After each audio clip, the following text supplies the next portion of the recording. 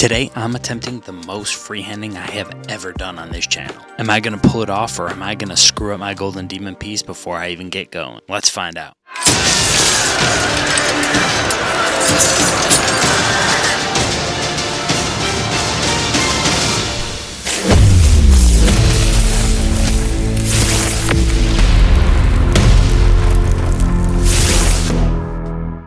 Welcome back to Warforged Miniatures.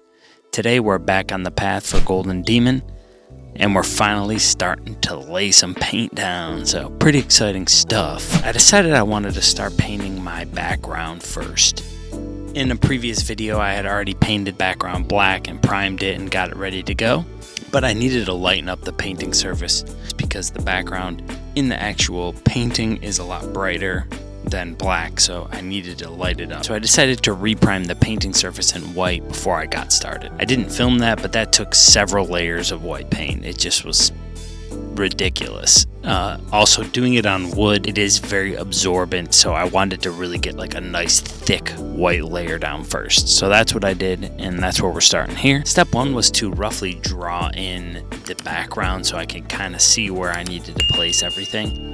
I did this with just a light pencil and just made some light marks over the white, something that would easily be covered over with the paint, but would kind of give me a general direction to go in.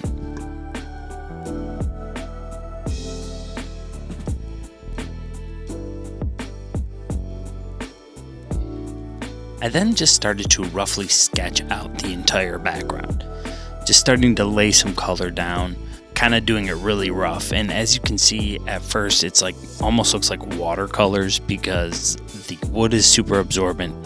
So really just trying to get the outline of where everything is laid out and trying to nail that down. A lot of this will change as I go.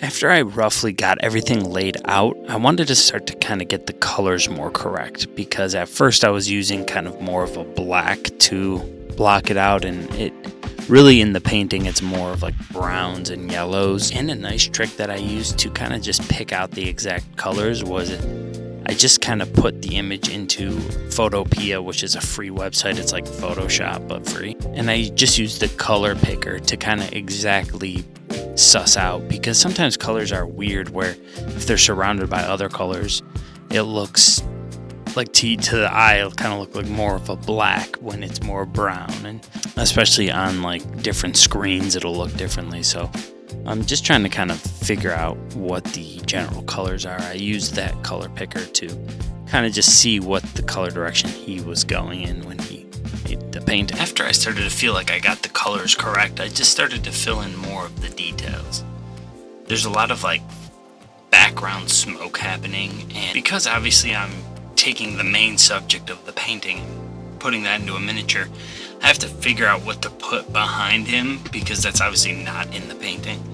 So I decided, because there's like fire behind him, to kind of have like some dark smoke that leads up into the lighter smoke that you see in the actual like background depths of the painting. So I just started to add in all the smoke effects, like just very gradually. This brings me to another cool thing about like painting in general, and painting like backgrounds and freehanding stuff, is that you can kind of make your mistakes and just keep adding on to it, and it's never really done.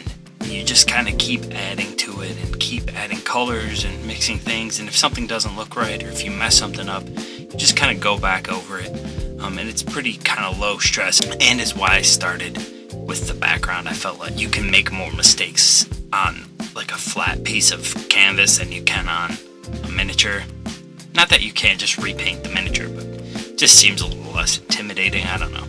So I just kept going through getting the colors right and adding and subtracting things. The idea is to have the fire come up, some black smoke in the background that has like glowing orange coming through, and then it goes up into the like the higher part of the painting, which is that like collapsing and crumbling buildings in the background. The flames also were just a lot of like going back and forth, taking the background and like placing it up against the actual base piece, because I wanted to make sure that I can see the flames in the background but they're not too high up on the painting. So a lot of back and forth with that, adding in some more smoke, subtracting, and just kind of doing that. And then I went through and just kind of basically blended the smoke together to make it look more like smoke, and that it was weaving in and out of things, and like kind of dulling the transition between the dark smoke and the lighter smoke that's up in the sky region. Again, with the smoke, it's just really just a ton of back and forth. After blending it in, I added more orange into the darker smoke to make it seem like there's like fire burning behind the smoke and within it. Adding that in and then dulling it and blending it and then adding more in so it pops more. So again, a lot of just back and forth work.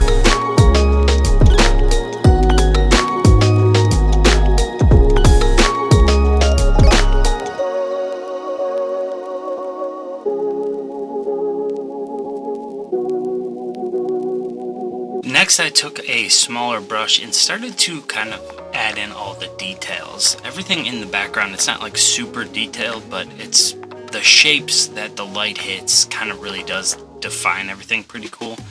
And you can see the building has like a statue holding a shield, and that there's like details on the building, but that you can't really make them out very well. So I started to add that in, just taking my dark brush and again back and forth, just adding little like shapes, just little shapes of shadow. I also took this time to like really kind of define that the statue figure and clean that up, because I did draw it in earlier, but I just kind of cleaned it up and made the shoulder pads like more obvious of what it was.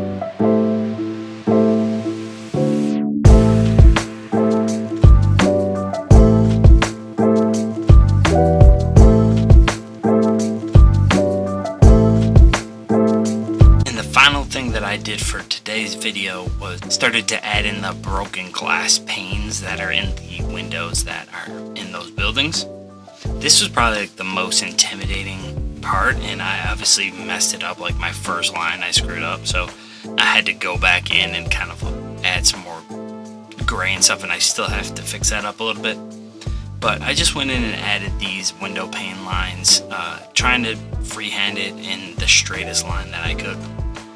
I think I did a pretty good job. It definitely is not perfect. It's really hard to paint a completely straight line, especially like long lines, because my paintbrush, I'm trying to use a smaller brush and it can't hold a ton of paint, so like by the end it dulls out. So just trying to get that to look like what it's supposed to look like.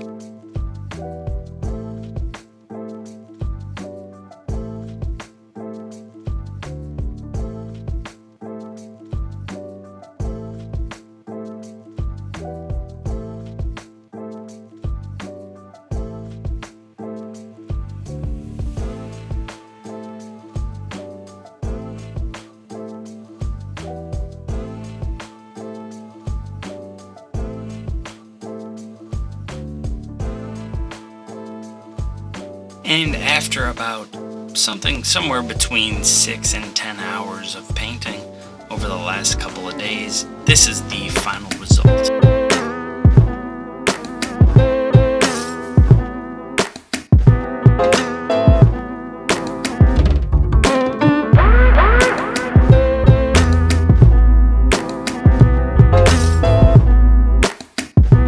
Now, I'm not 100% done with this. I'm going to put more work into it. Still need to add some highlights on the statue, and I want to fix up some of the background blends and a little bit of line work. But this is the overall look of the background.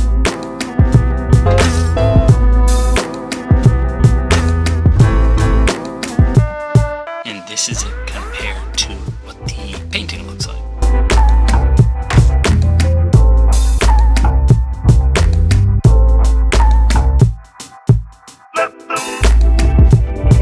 That was the first phase of the painting process for Golden Demon. Let me know down below if you think I'm pulling it off, if it looks correct at all, or if I'm gonna get blown out of the water at this painting competition, which I'm fully expecting. But I think I'm pulling it off. I think it looks pretty cool. I'm excited. I do definitely need more work on it. I'm not saying it's done, but I'm in the right direction. And that's it for today's video, guys. I have run out of time. I need to get this video edited and out for you guys. So thank you so much for watching. Please make sure to subscribe to the channel and follow along for the rest of the path to Golden Demon. We are a few months out. Lots of good videos to come. So thank you guys so much for watching. See you in the next one. Peace out.